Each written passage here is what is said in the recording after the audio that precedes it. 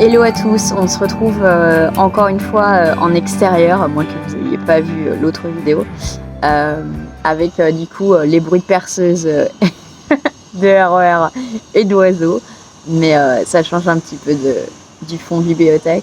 Je vais vous parler aujourd'hui de façon un peu chill, pas prise de tête, de quelques dernières lectures. Donc encore une fois, je garde le même principe, je vais pas vous parler de tout. Je vais parler uniquement des livres sur lesquels j'ai vraiment un truc à dire parce que il y a des lectures, bon, bah voilà, une fois que je l'ai fini, je suis bon, bah ok, bof, ça arrive, hein, on peut pas tout aimer. Mais voilà, quand c'est des lectures un peu bof, ni géniales, ni pas terribles, c'est difficile de vous dire spécialement pourquoi ça nous a pas transcendé. Donc je me dis, bah, vous savez quoi, je vais juste pas vous en parler, et puis voilà, ça, comme ça c'est fait. Donc je vais vous parler de mes dernières lectures. Donc j'ai mon petit carnet en fait pour voir où est-ce qu'on en est. Donc comme c'est une vidéo un peu chill, un peu vlog, bah, je vais vous montrer en même temps. Donc ça c'est ma page du mois de mai. J'adore cette illustration, je la trouve tellement belle. Donc cette femme steampunk qui a un corset livre, voilà, qui est juste magnifique. Donc début mai, je vais aller dans l'ordre du coup inverse à la chronologie. Je vais partir de mes dernières lectures. Début mai, j'ai lu Les Refuges de Jérôme Loubry. Je vais vous mettre une photo juste ici des refuges. Et voilà, c'est un livre, c'est un thriller, un policier dont on m'avait, c'est plus un thriller qu'un policier, dont tout le monde a parlé il y a, je pense, 2 ans, peut-être 2-3 ans. C'était vraiment le livre incroyable avec un twist. Je me l'étais procuré un peu plus tard et puis je sais pas pourquoi j'avais pas réussi à rentrer dedans la première fois. J'avais lu, je sais pas, 20 pages, je devais être fatiguée, je l'avais reposé. Et là, c'était le bon moment et waouh, franchement, je lis assez peu de thrillers et tout simplement parce que je l'ai choisi vraiment avec soin. J'attends que ça soit des thrillers avec avec des commentaires extrêmement nombreux, positifs, simplement parce que comme j'en lis très peu, j'ai pas envie de lire des romans bof, logique. Et Les Refuges, en fait, ça a été une petite clacasse quand même, hein. Voilà, c'est pas un coup de cœur, mais ça a été une claque. C'est difficile de vous en parler sans vous spoiler, donc c'est pour ça que je vais pas vous en dire beaucoup. En fait, on va suivre une femme qui est journaliste, qui est partie s'installer au bord de la mer. Elle reconstruit sa vie et cette journaliste, en fait, elle est appelée d'abord pour une enquête, pour faire un article par rapport à une affaire où il y a un... Ok, vous avez les chiens qui aboient en même temps. Par rapport à un agriculteur qui s'est fait taguer ses vaches avec des croix gammées. Donc elle est appelée là-bas et quelques temps plus tard, je vous parle vraiment du tout début du roman, en fait elle va apprendre que sa grand-mère Suzanne est décédée. Elle habite sur une petite île, donc pas très loin de où elle habite, et donc elle va partir sur cette île pour du coup aller voir s'il y a des objets à récupérer, s'occuper de la maison, enfin voilà, faire ce qu'il faut faire en cas de décès. Et je vais m'arrêter là pour le début de cette histoire qui est honnêtement très intrigante, qui m'a un peu, même à plusieurs fois, qui m'a emmenée dans des chemins que je pensais pas du tout emprunter. C'est dur de vous parler de ça sans vous expliquer vraiment de quoi il retourne et du coup sans vous gâcher en fait ce livre. Donc je pense que je vais m'arrêter là. Tout ce que vous devez savoir, c'est que c'est un vrai page turner. Personnellement, je l'ai lu en 2 jours alors que j'avais beaucoup de mal à lire. Très facile à lire, voilà, très accessible. Si vous n'êtes pas très thriller, vous n'hésitez pas. Il y a aucune complexité là-dedans. Et à la fois, c'est construit d'une manière très intelligente, quoi. Il y a des indices en fait. Quand on arrive à la fin, on se dit Et comme on n'a pas pu voir ça venir, il y a des petits indices en fait qui sont mêlés, un peu comme le petit pousset au fur et à mesure de l'intrigue. Il y a des moments où on se dit ça c'est bizarre, et puis on oublie. Et puis au fur et à mesure, on se rend compte en fait que tout fait sens, tout s'imbrique pour créer cette histoire. Et voilà, c'était très très bonne lecture. Donc si vous êtes à la recherche d'un thriller, vous n'hésitez pas. Est-ce que c'était violent ? Franchement, ça va, pas vraiment. Moi qui suis un peu sensible sur tout ce qui est des fois sur les thrillers, des fois c'est trop pour moi. Là, ça allait. Franchement, ça allait. Il n'y a rien de gore, il n'y a rien d'horrible. Voilà. Parfois, c'est un peu suggéré, mais ça va, tout va bien. Donc, vous n'hésitez pas vraiment à le prendre. Si vous cherchez un thriller pour cet été, un truc un peu haletant, vous n'allez pas voir passer les pages et vous allez passer un hyper bon moment et vous dire à la fin, wow, comment j'ai pas pu voir ça venir. Voilà, vous n'hésitez pas, vous sautez sur Les Refuges de Jean Loubry. Il est en poche, ça fait quelques années, donc vous allez le trouver très facilement d'occasion. Très très bonne lecture. Ensuite, on va revenir un peu plus tôt dans l'année. Je vais revenir en avril et je vais vous parler de Symphonie atomique. C'est de Étienne Quinge. Je vous mettrai pareil la petite photo ici. C'est édité aux éditions Critiques. Et ce livre, en fait, c'est un livre de science-fiction.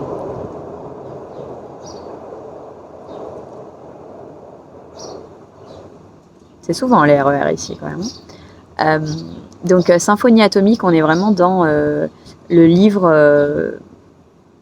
C'est pas du post-apo, c'est un peu du pré-apo. Enfin, on essaye de survivre un peu comme on peut sur la Terre. On est vraiment de la science-fiction ici. Et en fait, la Terre, elle est régie vraiment par les très grandes puissances. Donc, on a les États-Unis qui sont dans l'hypercapitalisme. On a l'Europe en un seul bloc qui est à l'inverse très dans l'écologie à son maximum. Ça veut dire que c'est devenu une règle. Donc c'est obligatoire par exemple d'avoir son potager. Il y a on peut pas avoir accès du coup à la plupart des biens des États-Unis hyper capitalistes. On peut pas voyager en voiture. Enfin, en fait, c'est l'écologie. Je suis gâtée au niveau du bruit. C'est l'écologie vraiment, du coup, sans le choix imposé. On a la Russie, donc le côté très impérialisme. Voilà, bon. Ça change pas vraiment de la réalité du quotidien en ce moment. Et l'empire chinois, qui lui est toujours dans le côté pareil très cloisonné en termes de mentalité. Et en fait, toutes ces puissances, elles ont une puissance nucléaire.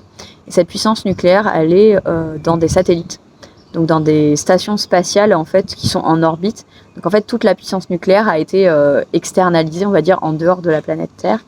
Et il y a des astronautes qui s'occupent de ces satellites avec puissance nucléaire, en évitant évidemment de les utiliser. Et en fait, on est sur la planète Terre qui est vraiment au bord de l'implosion. Franchement, ça n'a pas l'air très agréable de vivre là-bas. On est, on va dire, de quelques centaines d'années après nous. Et en fait, on sent qu'il y a une étincelle en fait qui commence à s'enflammer entre les puissances. On est en plein dans les jeux de pouvoir. Sous couvert de fin du monde un peu. Il y a eu plusieurs plaies, donc la montée des eaux, des épidémies, enfin voilà, petit à petit.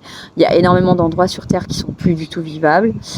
Ce qui est agréable en fait dans Symphonie atomique, en fait, c'est qu'on a un panorama un peu de la Terre via Radio Collapse. En fait, Radio Collapse, c'est une radio où tout le monde raconte un petit peu son apocalypse.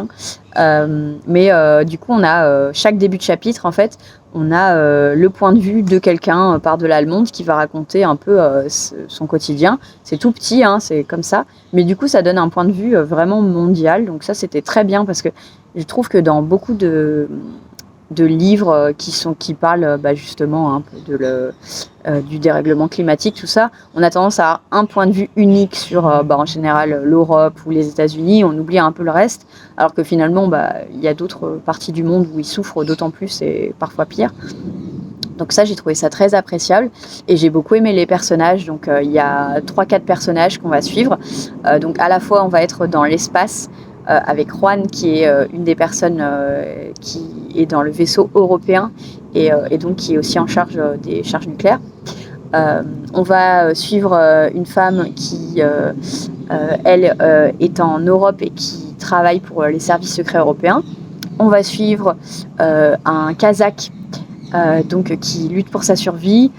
On va suivre un millionnaire américain un peu mégalo. Donc ouais, on a des personnages qui sont très différents comme ça. Et en fait, ça donne vraiment ce panorama global. Donc, comme je vous disais avant d'être interrompue par Livy, le chien de mes parents, qui est trop mignonne, il va y avoir une étincelle qui va faire que on va arriver au point de rupture en fait entre les puissances. Ils vont tous s'accuser un peu mutuellement de choses et ça c'est évidemment c'est dangereux pour la paix mondiale et ça va entraîner pas mal de choses. Donc on est dans un roman qui est à la fois dans la science-fiction, dans le côté un peu apocalyptique, destruction, plaie, dérèglement climatique, et à la fois les jeux politiques. Donc il y a énormément de jeux politiques qui sont très intéressants, il y a des tensions en fait. Et c'est là qu'on voit un peu le côté ordre mondial, donc comment les dirigeants de chaque puissance ils doivent gérer entre eux et s'accorder en fait, tout en évidemment gardant la face et en évitant la destruction du monde par des charges nucléaires. Donc vraiment très très chouette lecture, j'ai adoré, je vous la conseille, c'est pas difficile à lire, donc pour les débutants en science-fiction, vous n'hésitez pas. Je vais suivre cet auteur parce que je trouve que c'était vraiment un roman de qualité, en plus c'est un auteur français, donc très chouette d'avoir de la science-fiction écrite dans notre bon vieux pays. Et voilà, c'est à peu près tout ce que j'ai à dire sur Symphonie atomique, mais c'était une très chouette lecture, donc je vous la conseille vivement. Alors de quoi je vais vous parler maintenant? Est-ce que j'ai d'autres livres à vous très très très rapidement, parce que j'ai pas grand chose à en dire. J'ai lu le tome 3 du coup de Anne de Green Gables, donc c'est Anne de Redmond, le tome 3 toujours de Lucy Maud Montgomery. C'est toujours agréable de lire cette saga, toujours un peu doudou, toujours un peu la campagne, on est au Canada, voilà, c'est la nature, les grandes phrases, c'est assez poétique, c'est mignon, c'est doux, voilà.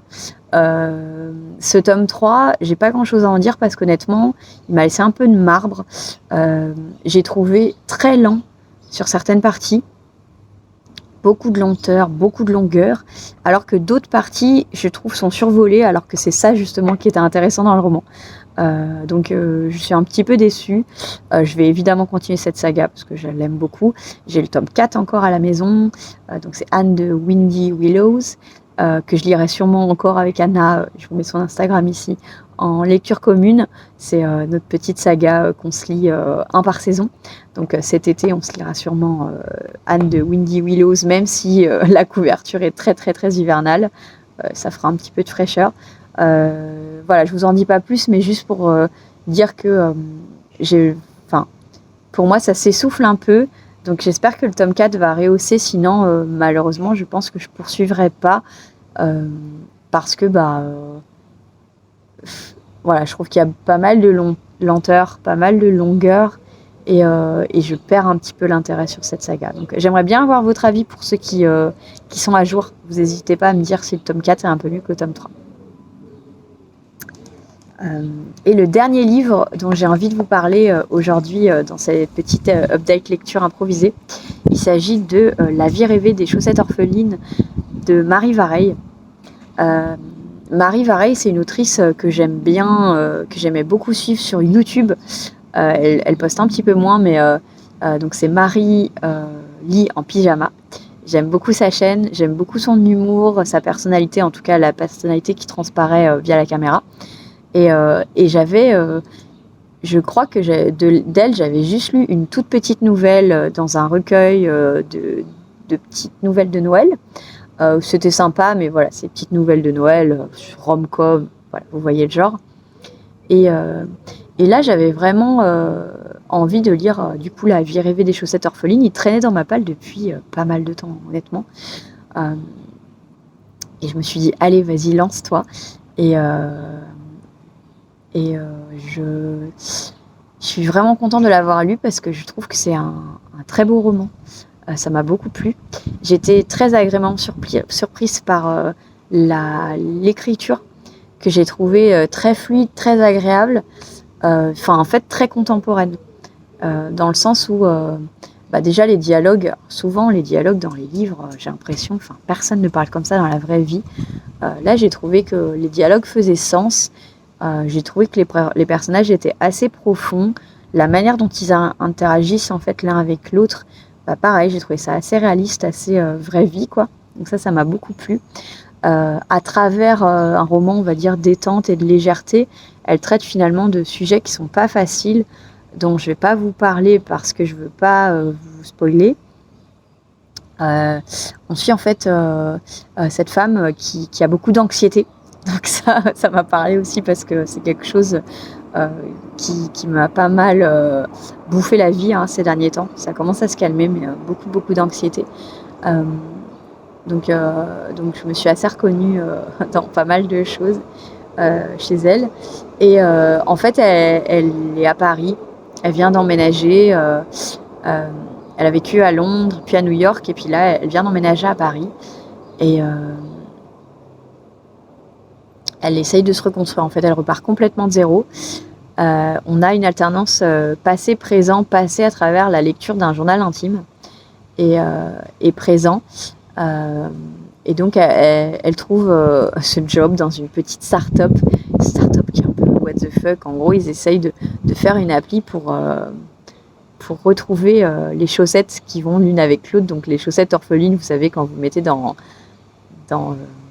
le lave-linge et que finalement, vous ne retrouvez plus qu'une chaussette sur les deux.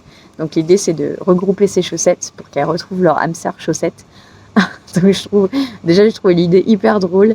Et donc, ils bossent dans cette start-up complètement loufoque, avec des personnalités assez hautes en couleur. Et voilà, c'est un roman qui est agréable, qui fait du bien, qui paye pas de mine, mais qui est très sympa, qui a le mérite d'exister. Ouais, c'est pas du Shakespeare, c'est pas non plus un thriller ou un roman haletant, mais franchement, c'était une jolie histoire. Je l'ai refermé avec le sourire aux lèvres, et c'est tout ce que je demande en fait, parfois.